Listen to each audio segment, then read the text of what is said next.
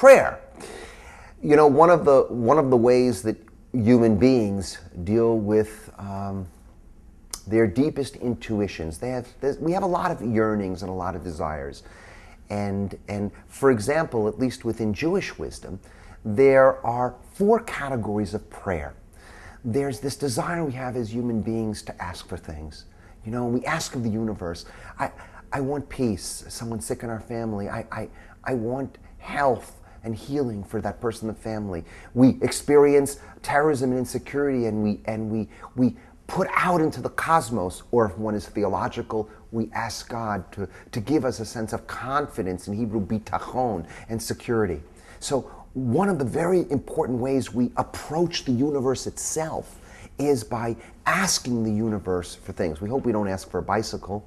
You know, we hope we don't ask for little things. We hope we ask for the big things that are really important, you know.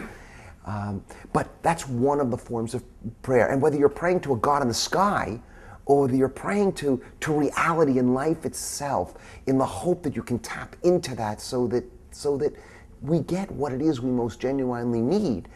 That is what we mean by prayer, and it's very important, psychological and spiritual, and it turns out when we do it in a group, social experience. Now, requesting something is only one form of prayer.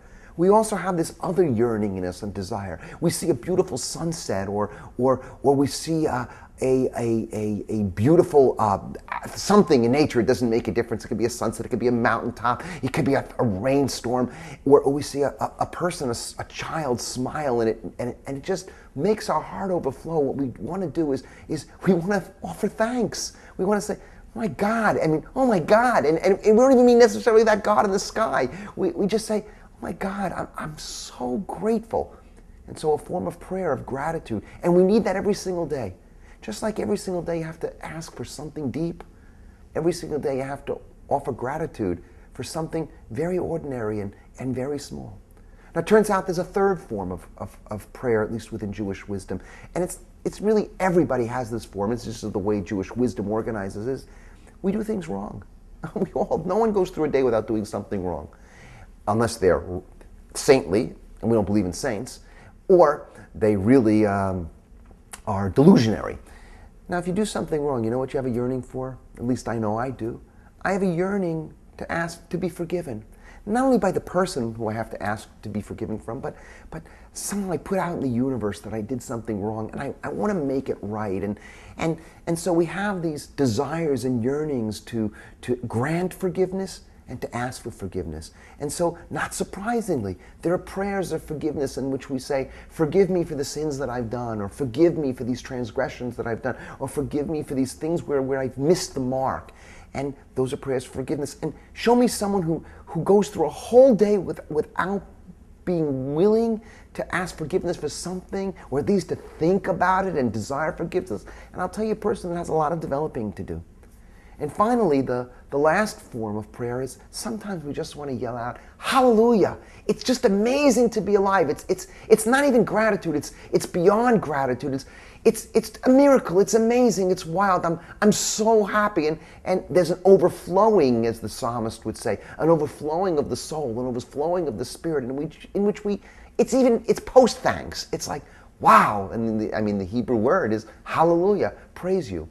And you know what? If you go through a day without ever feeling the desire to praise, you have a less rich life. So it turns out that prayer is one of the ways to tap into the most deep parts of us as human beings. And when it comes to an issue like how does prayer relate to terrorism, well, think about it. Terrorism happens, and all of these things come into play. On the one hand, we're terrified. And so what we really want to do is we want greater security.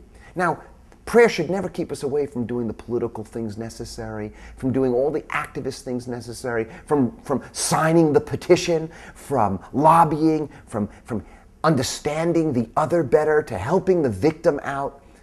But amongst the things we need is to believe deep down that the universe is still hanging together, that reality is still secure, that peace and justice and life and love and compassion, even though it seems to have taken a beating in this terrorist act, in the end, they'll win out. And so we need prayers of request, whoever you're praying to.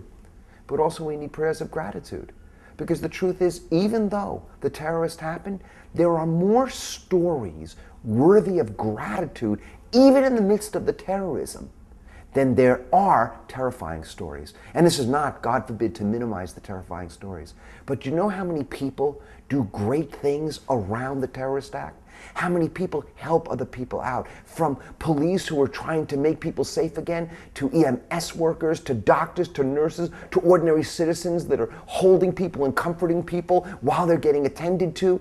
There are thousands and thousands of heroic moments when the fact is the terrorists are never more than a half a dozen, 2 dozen evil people. So you have 2 dozen evil people versus thousands and thousands of acts of heroism. Now, that doesn't mean we don't take care of the terrorists. We have to. But amongst the things we have to do is be grateful for the incredible capacity human beings have to transcend their being terrifying and help out the person who's been hurt. So we do need to offer gratitude. And then we do need to ask for forgiveness too.